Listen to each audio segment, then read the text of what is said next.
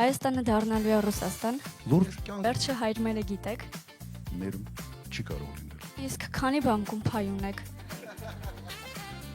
Անկեղծ ենք խոսում, պիտի ասեմ էլի։ Քանի հատ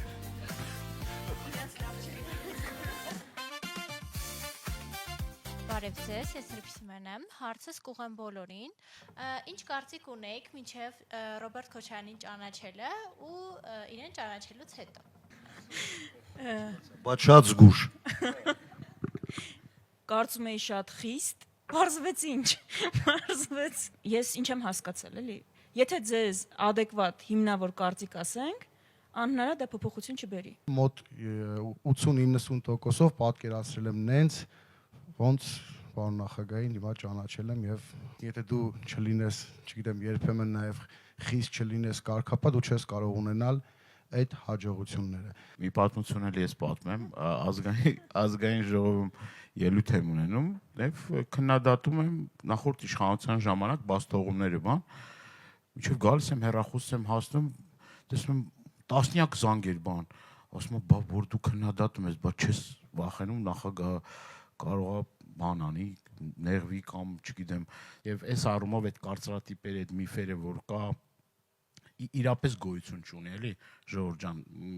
շատ անկեղծ եմ ասում այդ ամեն ինչի մասին։ Ես մի բան հասկացա, էլի դուք ուզում եք ձևավորված իմիջս քանդել, քայքայել, ասենց գետնով տա։ Խստության վերաբերյալ, այո, ճիշտ է, խիստ եմ, բայց ոչ թե քննարկումների ժամանակ։ Եթե որոշումը կայացված է, պետք է խիստ լինես եւ միջև վերջ հետեւես որոշումները տեղ հասնեն։ Դու պետք է հնարավորություն տաս մարդիկ արտահայտվեն։ Եթե հնարավորություն չտաս, եթե մարդիկ զգան, որ արտահայտվելուց, եթե մեկ այլ կարծիք են ասում, կարող է կոպտես, այլևս կարծիք չես լսելու։ Ամենից վատ ղեկավարը որոշում չկայացնող ղեկավարն է։ Հետո պետք է ուղղակի ասենց երկաթյա կարգապահությամբ պետք է կատարվի։ Կարգ ու կանոնը իմ ասենց նաև տեսակի մեջ է, բայց երբեք չեմ համարել, որ ես ամեն ինչի մասնագետ եմ եւ ձեր բոլորի կարծիքը ինձ համար նշանակություն ունի։ Այ երբ որ ազգային ժողովում իրավիճակը սրվում է, լարվում է ու սկսում են անտակտությունները իշխանությունների կողմից, դուք լարվում եք կամ նյարդայնանում եք դրանից, թե բանի տեղել չեք դնում։ Շնորհակալություն։ Շատ եմ լարվում, չնայած այնտեղ չեմ, որովհետեւ իմ ընկերներն են այնտեղ փորձվում ամեն դեպքում ամբողջությամբ նայում եմ։ Ես մի քիչ երևի որ էմոցիոնալ եմ, հնարավոր չի ազգային ժողովում նստել, լսել իրանց խոսույթը Արցախի վերաբերյալ, եկեղեցու վերաբերյալ, արժեքների վերաբերյալ, ուղղակի թշնամական խոսույթով են հանդես գալիս եւ դա բերում է նրան, որ նյարդերը շատ ժամանակ տեղի են տալիս։ Նաեւ ուզում եմ օգտվելով առիթից ներողություն խնդրել մեր հայրենակիցներից, շատ ժամանակ այդ կոնֆլիկտների բանի համար մենք պետք է այս ընտրություններին համոզիչ հաղթանակ տանենք, վստահ եմ, եւ այս իրավիճակը կվերանա եւ մենք ազգային ժողովը կվերածենք առողջ քաղաքական դիսկուսի տեղ, որտեղ որ գաղափարները, մտքերը մրցակցության մեջ կլինեն։ Գիտեք, որ անհարմար ֆորմատ գոյություն ունի հարցերի։ Պարոն նախագահ, իմ հարցերն ուղղված են ձեզ։ Եթե պատրաստ եք, սկսենք։ Եթե գայք իշխանության, պատերազմի հավանականությունը մեծանում է։ Վերանում է։ Շատ լավ։ Իսկ միայն ձեր ծանոթ բարեկամներին է լավ լինելու։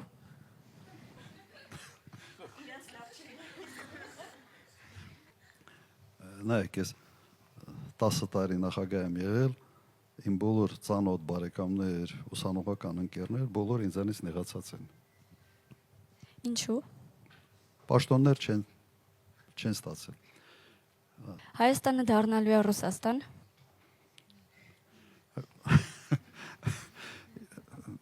Մի հատ պարզաբանման ուղղակի կարիք կա, էլի։ Դե գիտեք, որ ընդունված է ու տարածված է այսպիսի մի կարծիք, կարծրատիպ, որ ձեր օրոք Հայաստանը դառնալու է Ռուսաստան։ Նայեք, ոնց որ ես 10 տարի նախագահ եմ եղել, Ռուսաստան չդառավ։ Հաջորդ հարցը, երբ դուք լինեք մեր երկրի ղեկավարը, որքանով մեր երկիրը կդառնա բաց այլ երկրների հետ համագործակցությունների համար։ Իսկ երբ է եղել մեր երկիրը փակ այդ համագործակցության համար։ Նայր, հենց իմ նախագահության ժամանակ մենք դարձել ենք Եվրոխորհրդի անդամ։ Շատ ավելի լայն աշխարհագրությունների մայցերի, շատ ավելի շատ երկրների հետ մենք պայմանագրեր ենք կնքել եւ մի կարևոր հանգամանք։ Այն ժամանակ դուք Եվրոպա կամ այլ տեղ գնալու համար վիզաները շատ ավելի հեշտ էինք ստանում, քան հիմա։ Եվ հատկապես վիզաների հարցով ես ուղղակի համոզված եմ, որ շատ կարճ ժամանակում կարելի է հասել նաև Եվրոմիության հետ այդ հարաբերությունների մակարդակին, երբ առանց վիզաների հնարավոր կլինի ճամփորդել Եվրոպա։ Պարոն նախագահ, վերջը հայրմերը գիտեք։ 3 լեզվով։ Ես քահանայի թոռ եմ, իմ պապս քահանա է եղել Աստղաշեն գյուղում, նախկին գյուղի անունը Դաշպուլաղ էր, վերջի քահանան է եղել, որտեղ 26 թվականին մոտարապես 26-27 թվականներին բոլոր եկեղեցիները փակվել են Ղարաբաղում Ադրբեջանի իշխանությունների կողմից եւ ինքը գյուղի վերջի քահանան է եղել։ Ոնց կարա քահանայի թոռը չիմանա այսպես ասենք հայրմերը։ Պարոն նախագահ, ձեր հայրական պապն է եւ հայրական կողմի պապն է եղել քահանա։ Այո, այո։ Իմ հոր հայրը Սարգիս։ Ավելի շատ դերունց էին ասում։ Բարբարով դա էին ասում եւ մեզ մեր գյուղում ասում են դերունց ազգներ։ Դերունց։ Տենց մնաց մեր գյուղում այդ անվանումը մեր։ Բայց Սարգիս Քոչարյան։ Իսկ ո՞նց եք անելու, որ կոռուպցիա չլինի։ Մի կողմից պետք է համակարգը այնպես աշխատի, որ կոռուպցիոն ռիսկերը հնարավորություն չունենան ուղղակի դրսևորվելու, մյուս կողմից եթե այդ դեպքերը կան, ուրեմն խիստ պատիժներ պետք է սահմանվեն։ Ավելի մեծ խնդրեմը եղել է պաշտոնյաների փոխկապվածությունը բիզնեսների հետ։ Այսա պետք է բացառվի։ Իսկ քանի բանկում փայ ունեք։ Խորը ցավով պետք է ասեմ, որ ոչ մեկը 8 տարուց ավել է այս իշխանությունը արդեն իշխանության գլխին է։ Բանկային համակարգը Հայաստանում ամենից թափանցիկ համակարգն է եւ եթե նույնիսկ կասկած ունենային, որ նման բան կա,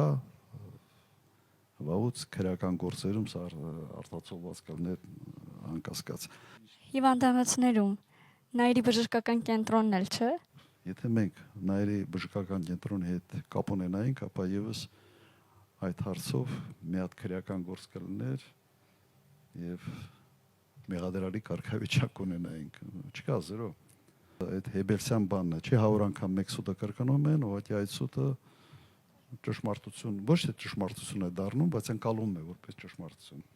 Իսկ կասեք ինչն է ձեզ օգնել կայանալ։ Ձեր հաջողության գաղտնիքը։ Գաղտնիքը կարգապահությունն էր։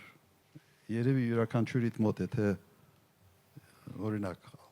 այդ օրը պլանավորել ես, որ պետք է գնաս մարզադահլիճ։ Ասեն զարթներես մի քիչ ոնց որ գիշերը լավ չես քնել, հավես չունես։ Մանա ես փնտրում, չէ, միգուցե այսօր չգնամ, ասենց վաղը գնամ։ Այդ բանը իմ մոտ ոչի չկար։ Պլանավորել եմ, պիտի անեմ։ Եվ այսպես ամեն ինչում։ Հավես չկա, օրինակ ուսանող ժամանակ դաս անելու, քեզ ստիպում ես, դասը տանում ես, հավես չկա ինչ որ բան անելու,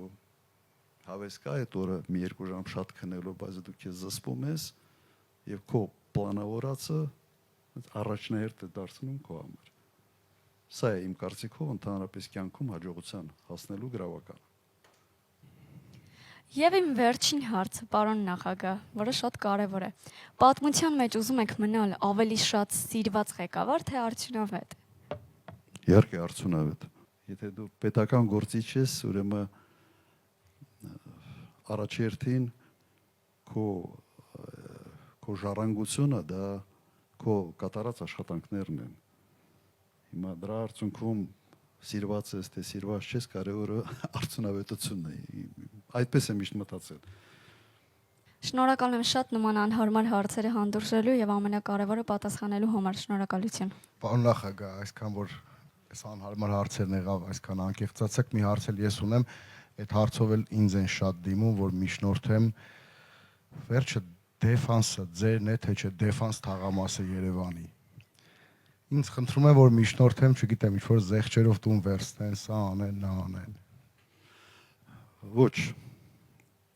որևէ կապ, որևէ առնչություն, նույնիսկ չգիտեմ, թե ով է դա անում։ Բացարձակապես տեղեկություն չունեմ։ Ես բոլոր միջնորդողներն այսուհետ ասել եմ, որ ձերս պատասխանան է եւ վերջ, պարոն նախագահ։ Ողջույն բոլորին, ես Արտուրն եմ։ Ամենակարևոր դասը, որ ստացել եք երիտասարդ տարիքում ու մինչև հիմա ձեզ հետ է։ Չգիտեմ դասը որտեղից, ես իմ համար երկու օրենք ունեմ, գլխիս մեջ աշխատում եմ պահել։ Մեկը պետք չի ոգևորվել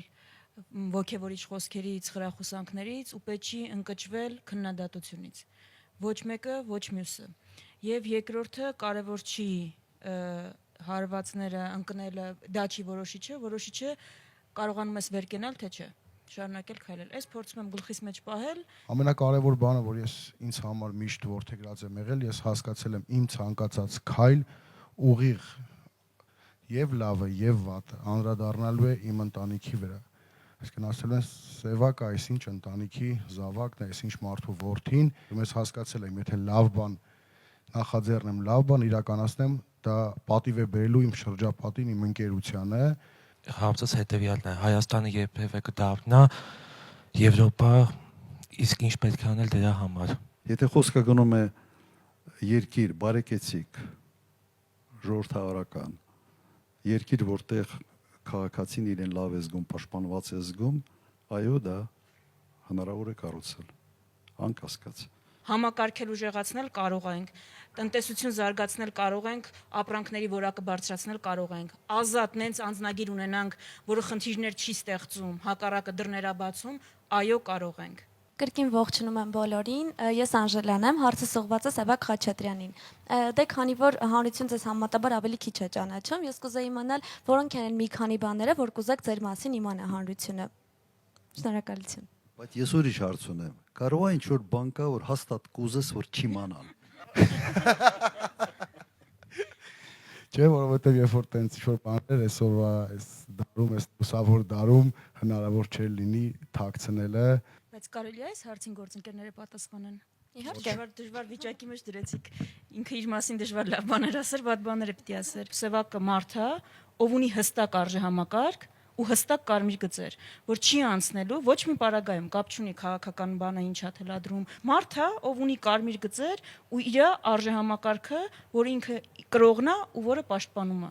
Լավ է, որ մեր քաղաքական թիմը ունի կարմիր գծեր եւ ինչ որ բաներ կա, որ չի ուզում այդ արժեքային համակարգի վրայով անցնի, կարծում եմ լավ է։ Օրինակ ես չեմ կարող այդ սկզբունքների վրայով անցնել, որ չեմ կարող ստել։ Չեմ կարող, որովհետև մտածում եմ, որ բա հանկարծ սուտս որ բռնվի, հաջորդ անգամ գետինը պիտի մտնեմ, էլի,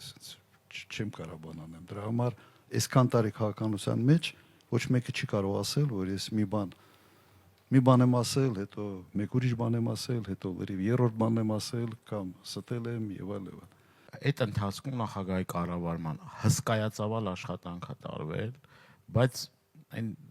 PR-ի տեսանկյունից, այդ պոպուլիզացիայի, սենց ասելու, խոսելու նախագահը դրա ուշադրություն չի դարձրել։ Այդ աշխատանքները, քանի որ դուք երիտասարդ տարիքի եք էլի, ես ուզում եմ նաև հիշեցնել, որ Երևան քաղաքում լուսավորվող փողոց չի եղել անգամ։ Լուսավոր այդ փողոցում լույս լինի։ Էլ չեմ ասում են մնացած աշխատանք։ 3 փողոց է եղել լուսավոր։ 3, երևի հրապարակը։ Ընդամենը 3 փողոց է եղել։ Հա, դու որ պատկերացնեն ինչի է հասցվել երկիրը ու միգուցե նաև այդ է սխալ եղել պարոն նախագահ, որ այդ ժամանակահատվածին Գարնիկ, ես լավ, մի քիչ այլ կերպ ձևակերպում մտամ, դուք որ գնում եք, օրինակ բանկամատից ձեր քարտը մտցնում եք եւ օրինակ 100,000 դրամ փող եք ստանում։ ձեր հաշվից։ Դուք բանկամատին շնորհակալություն եք հայտնում։ Չէ, լուրջ էլի, դուք բանկամատից շնորհակալություն հայտնում եք, չեք հայտնում, չէ։ Հիմա պետական բյուջեից, այս ժողովրդի հարկերից փողը հավաքվում, ինչ որ մի բան է սարքվում։ Հետո խիպտ է այդ մարդու շնորհակալություն հայտնել։ Ես այդպես էի մտածում։ Վերջի ես կոպիտ ասած չեմ գնացել ուրիշ բիզնեսում փող աշխատել, եկել իմ գրպանից ինչ որ մի լավ բան եմ անում, որ գան ինչ շնորհակալություն հայտնեն։ Ես էլ ամբողջ օրը կրշկրչան հավի նման դրա մասին խոսամ։ Այսպես էի մտածում։ Պետական բյուջեն մեր քաղաքացիների վաստակած գումարներից, այսպես հարկերի ձևով հավաքագրված գումար է, որով պետությունը, կառավարությունը պարտավորում է ծրագրեր իրականացնել եւ իրականացնում է։ Եվ դրա համար ասենց սարքել, չգիտեմ ինչ, անկեղծ ասած, ոքի ինձ համար անընդունելի անհասկանալի է։ Դրա համար է ես դա չի անում։ Ինձ որ նույնիսկ իմ թիմում ասում էին այն ժամանակ իմ մամուլի քարտուղարը բասեն, սենց ասիլսի մեր պարտքան արել ենք։ Հիմա ինչ ամեն օր դրա մասին պիտի խոսանք։ Ամեն օր դրա մասին պիտի ամոթ։ Հաղթանակած ժամանակ էլ դուք միշտ այն դիրքերից եք հանդես եկել, որ թշնամուն չնվաստացնելու այդ քաղաքականության մասին, եթե հնարավոր երկու խոսք մենք հաղթանակած էինք, բայց ազգային արժանապատվությանը կպնելը ամենից մեծ սխալն է։ Եվ նույնիսկ կրկնեմ, մենք հաղթանակած ժամանակ երբեք չեմ ասել նոր պատերազմ, նոր տարածքներ, այս իշխանության պաշտոնյաներն էին նման կարգի հայտարարություններ անում։ Վարչապետն էր ասում, ինչ որ բաներ կասեմ, կազմաքանդվի Ադրբեջանը ամպագորգոր հիմարություններ էին դուրս տալիս։ Եվ այդ հիմարությունները ուղղակի հրահրվեց պատերազմը։ Հարց ցանկանում եմ ուղղել պարոն Խաչատրյանին, ինչպիսի հայրենիք ցանկանաք թողնել ձեր երեխաներին։ Ազգային արժեքներով, ազգային արժեքներ կրող սերունդ ունեցող հայ առաքելական եկեղեցին ամուր պահող, հայ առաքելական եկեղեցու հետևորդ լինող, այսինքն այն ամեն ինչի համար մենք այսօր պայքարում ենք, հենց ինչ հայրենիք, որ ես մտածում եմ, որ պիտի թողնեմ իմ երեխաներին, հենց պայքարում եմ դրա համար, հենց այդ ամեն ինչն է ստիմուլ հանդիսանում, որ ես լինեմ հենց քաղաքականության մեջ, հենց պայքարի մեջ։ Առաջինը ուզում եմ տեսնեմ անվտանգ, հզոր հայրենիք, բնականաբար մեր ազգային արժեքներով։ Մենք երեխա ժամանակ որ ընտանեկան որևէ այտենց քեֆ էր լինում, ասենք հորս ընկերներն էին հավաքում, երբ որ հարցնում էին մի հատ երգ երգեք, այն ժամանակ այտենց բան կար, որ երեխեքին կանչում ասում էին մի հատ երգեք, երգում էինք Անդրանիկի մասին երգ, հայ ֆիդայիների մասին երգ, որովհետև մենք մեծացել ենք հենց այդ ազգային արժեքներով։ Կարծում եմ, ոչ թե կարծում եմ, որ վստահ եմ մենք այդ պետությունը, մենք այդ երկիրն ունենալու ենք։ Կա մի հարց, որը կցանկանայիք տալ նախագահին, բայց չեք տվել։ Մի պատմություն պետք է հիշեմ, էլ այդ միֆերի մասին, քանի որ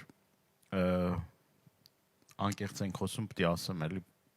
նախագահն էլ չի եղա երևի։ Շատ մեկը մոտեցավ ինձ,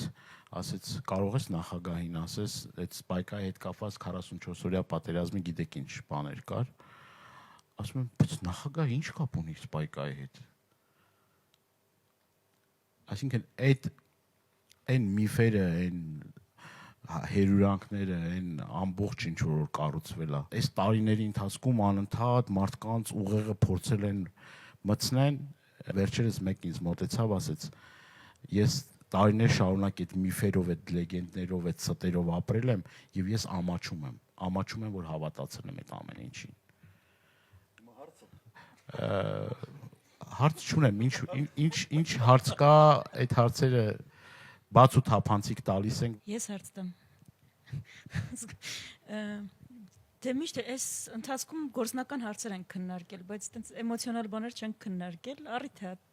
Ինչ էմոցիաներ ունեցաք Արցախի հայաթափման ժամանակ։ Հենց էմոցիա, զայրույթ, չգիտեմ, ինչ էր էմոցիոնալ առումով։ Ամենից դժվարը ինձ համար էմոցիաներից խոսալն է։ Ամբողջ կյանքս իմ տրեյնինգս նրա մեջ էր, որ էմոցիաներս ցույց չտամ։ Եվ սա իսկապես ինձ համար բավական դժվար է։ Հիմա ինչ զգացմունքներ պետք է ունենաս, եթե կորցնում ես քո հայրենիքը, քո ծննդավայրը, քո եղբոր ծնողների գերեզմանները։ Չեմ ուզում խորանալ, չեմ ուզում խորանալ սրա մեջ, եւ իհարկե հանձնողները պետք է այդ պատասխանը տան։ Այստեղ ուղղակի ներում չի կարող լինել։ Եվ խոսքը միայն իմ ազնական, այսպես ասենք, զգացմունքները չի, այս խոսքը ընդհանրապես հայ ժողովրդի կորուստն է, որը ունեցավ։ Մի հատ էլ բան, որ ձեզ չեմ պատկերացնում, ինչ որ երաժշտական գործիք կա, որին տիրապետում եք։ Մայրս ուզում էր, որ ես անպայման ջութակ նվագեմ։ Մի 3 տարի մոտարապես ջութակ էի սովորում, երբ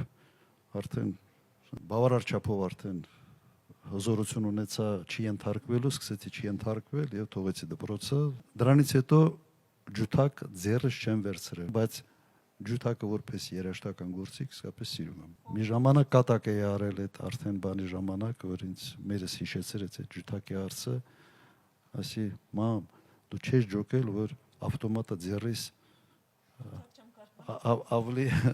ավելի էր սազում, քան բանը, էլի, արդեն պատերազմի տարիներն էին, քան ջութակը»։ Ընդունեց։ Պարոն նախագահ, նախագահ եղած տարիներին լինում էր դեպքեր, որ որևէ երկրի նախագահի, օրինակ, ուղակի դուք զանգահարեիք, չլներ ինչ-որ մի հարց, չլներ պետական դա արարողակարգի մաս, ինչ-որ բան, կամ իրենք ձեզ զանգահարեին, որ ասում իրար հալից հարցնեիք։ Ազնական հարաբերություններում մի քիմիա կա, ինչ որ մեկի հետ ստացվում է, մեկի հետ չի ստացվում, չէ՞, դա այն ժամանակ այո, նման կարգի քիմիա ձևավորվել էր Ֆրանսիայի նախագահի հետ, բավական հաճախակ ենք հանդիպում, այն ժամանակ Լեհաստանի նախագահի հետ Կվասնևսկի հարաբերությունները կար, Բուլղարիայի նախագահի հետ լավ հարաբերություններ էր, Պրվանով Գեորգի, Ռուսաստանի նախագահի հետ անկասկած իդեպ Ելցինի հետ եւ շատ ավելի մոտ հարաբերություններ ուղղակի Պուտինի հետ կան, այդպիսի Սլովակիայի նախագահի հետ հետարքիր Շուստեր նախագահի հետ հետարքիր հարաբերություններ էին ձևավորել։ Կարող եմ պատմել, թե օրինակ Դավոսում մենք նույն հյուրանոցում էինք մնացել, ինքը ինձ հրավիրեց իր մոտ, երբ արդեն իր սենյակում, իր հյուրանոցի այդ սենյակում, ասաց մի խմիչք կա, արի փորձենք, փոքր ռումկաներով, դա միայն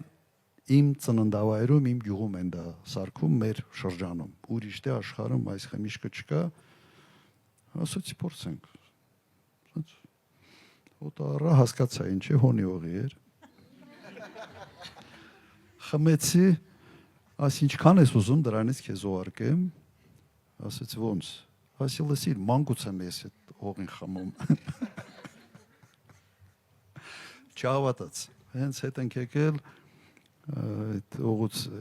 Ղարաբաղ խոսացի, Ղարաբաղում ընդունված էր եւ երկու արկը միանգամից ուղարկեցի իրեն եւ բավական ջերմ հարաբերությունները շարունակվել է բավական երկար ժամանակ։ Մեկ անգամ Լեհաստանի նախագահի հետ այց էր պլանավորած, ինքը պետք է գար, հետո զանգեց, ասեց, գիտես, ասեց Ռոբերտ, բանը, ասենց ինչ որ բաներ կա, այցը հնարավոր է հետաձգենք։ Ու լինում է ասենց պետական այց նախատեսած կամ պաշտոնական այց եւ ինչ որ հանգամանքներ է բացվել եւ ինքը զանգեց,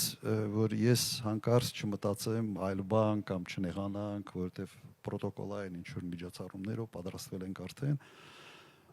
Ասի մի տարբերակ կա, կներեմ, եթե քո ծնունդը ստեղ անենք։ Ծնունդն էլ 2 ամիս հետո էր։ Հետո եկավ իր ծնունդը ստե նշեցինք Սևանում միասին նշեցինք եւ հենց իր պաշտոնական այցը իր ծնունդի օրը։ Հենց ընդունեց եւ այսպիսի դրվագներ շատ է եղել։ Ոնց եղավ, որ օրինակ Էդուարդ Էրնեքյանը, Քրքորյանը կարողացակ Հայաստան բերել եւ ներդրումներ կատարեն Հայաստան։ Եթե չեմ սխալվում, գինեգործությունն էլ չէ, Էրնեքյանի հետ կապված, որ այստեղ զարգացավ։ Ինքը գինի էր արտադրում Արգենտինայում եւ ամեն տարի ինքը ինձ մի արկղ գինի էր ուղարկում նոր տարու վրա։ Եթե չեմ սխալվում, կարամ գինու բանել խաղողի սորտը Մալբեկ։ Հետո մեկ անգամ հանդիպելուց ասես միջև երբ ես ինձ Արգենտինայից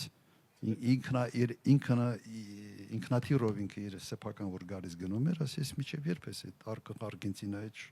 շալակած միջև ստե բերելու։ Ասես ծիծաղեց, ասեց էլ չուղարկեմ,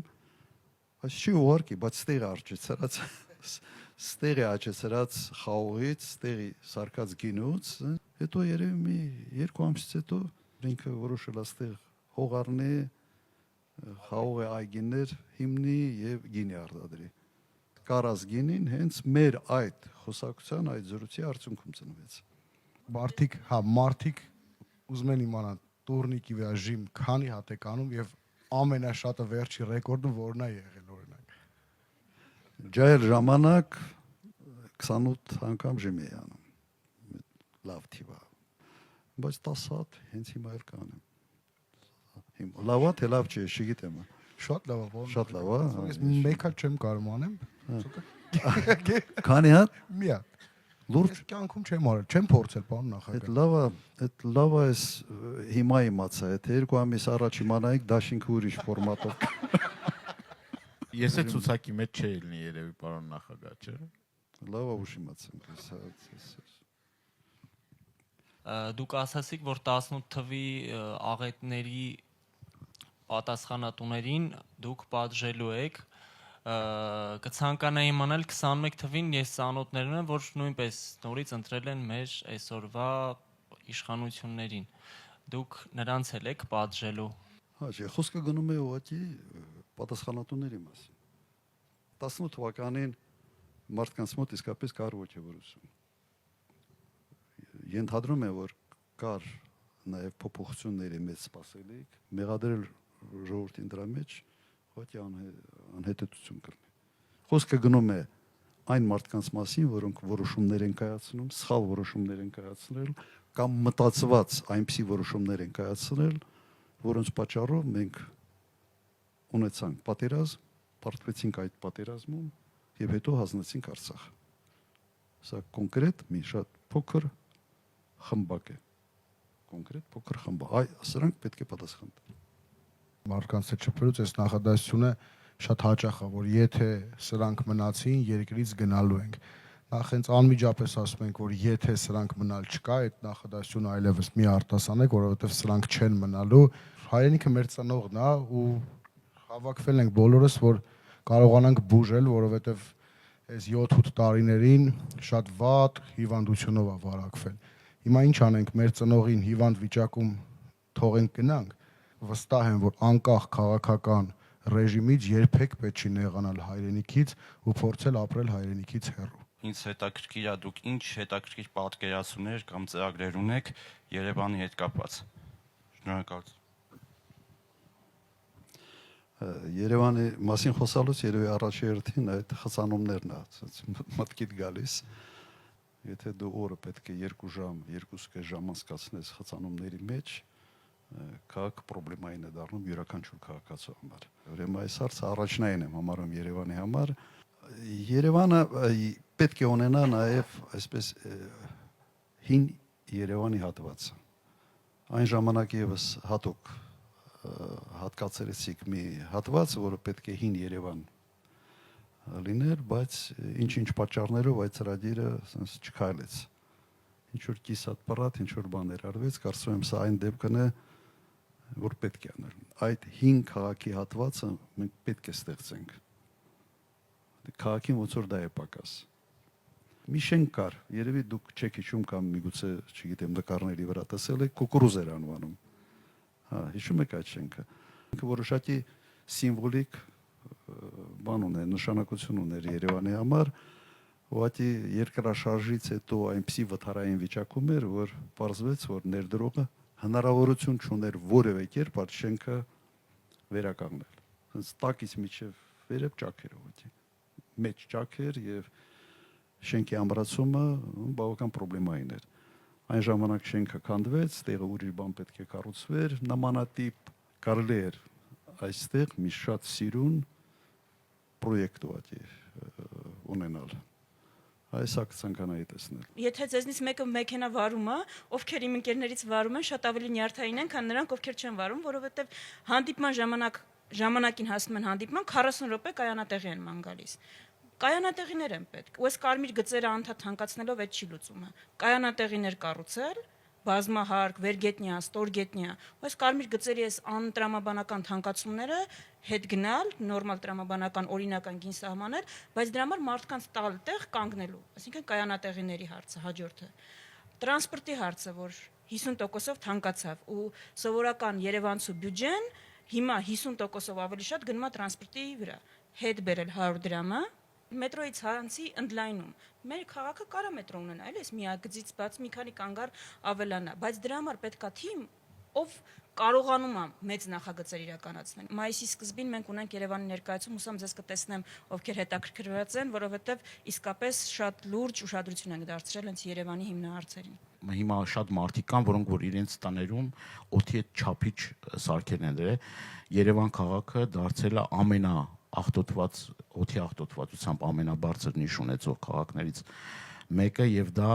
նաեւ կախված է Նուբարաշենի աղբանոցից, էլի շատ ու շատ պրոյեկտներ ունենք, ծրագրեր ունենք, որ հուսով եմ, որ մեր իշխանության գալու պարագայում այդ ամեն ինչը իրականություն կդառնա, նաեւ ջրի խնդիրը կա, այս նախընտրական փուլում փորձեցին լղոզել, բայց վիոլա ջուրը գրաֆիկ էր սահմանել, որ ժամով էին ջուր տալու Երևան քաղաքին, այս նախընտրական փուլում փորձեցին դա լղոզեն բանանեն, բայց չի ստացվում, ես նոր-նորքի առաջի զանգվածում եմ ապրում, սուտկաներով ջուր չի լինում, որտեղ հայտարարակ վիճակ է, այսինքն ոչ նորմալ պլանավորման, ոչ նորմալ աշխատանք կա, ոչ պլանավորում կա, շնորհակալ եմ։ Մենք ծրագրում դրույթ ունենք այդ հարցի վերաբերյալ, բայց դա ավելի խորքային է հետևյալ իմաստով։ Ընդհանրապես Երևան քաղաքում, եթե մեծ ծավալի շինարարություն կա, այդ շինարարության ծավալները, թույլտվությունները, այդ ամբողջ աշխատանքը պետք է սինխրոնիզացվի նույն վիոլա ջրի հետ, սինխրոնիզացվի բաշխիչ ցանցերի հետ։ Եթե մինտեղ կար 5 շենք եւ կառուցում ես լրացուցիչ 10 շենք, ստե պետք է այս 10 շենքը ի վիճակի լինեն միանալ բաշխիչ ցանցին, միանան գույողուն, միանան ջրամատակարարման համակարգին եւ սա զուգահեռ պետք է արվի, որովհետեւ այն խողովակը, որ գալիս է այդ 5 շենքու համար, նախատեսված չի օրինակ եւս 15 շենքի համար, կամ այն մարդկանց համոզի, ովքեր կներեք, ովքեր համարում են, որ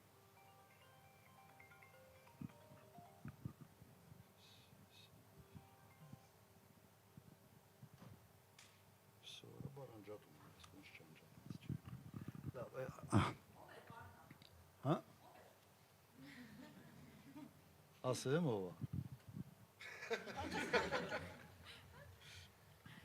Սաղին այդ հարցը հետաքրքիր է։ Լևոն։ Պատասխանեք։ Քոչարյան, չէ՞։ Հարցս ուղղում եմ ձեզ, պարոն նախագահ, եթե դուք լինեիք իմ փոխարեն, առաջիկա ընտրություններում ինչու կընտրեիք հենց ձեզ։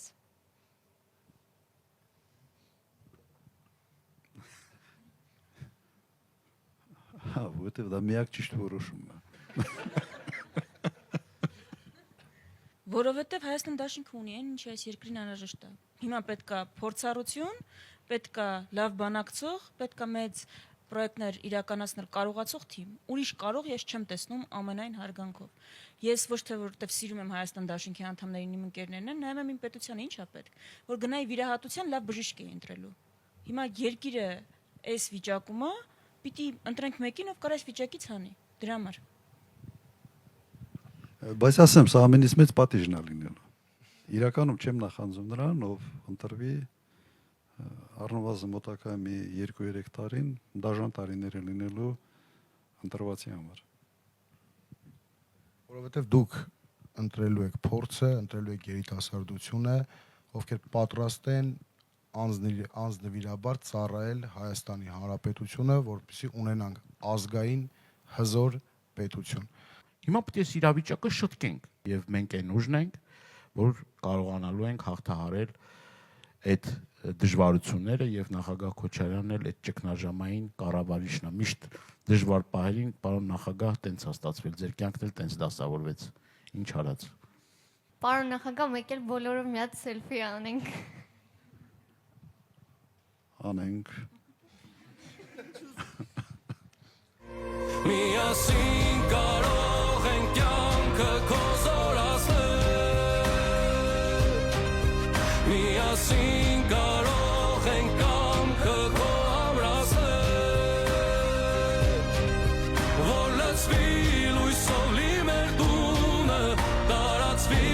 արդար մեր անունը Հայ Հայաստանը մերն է սերն է տունը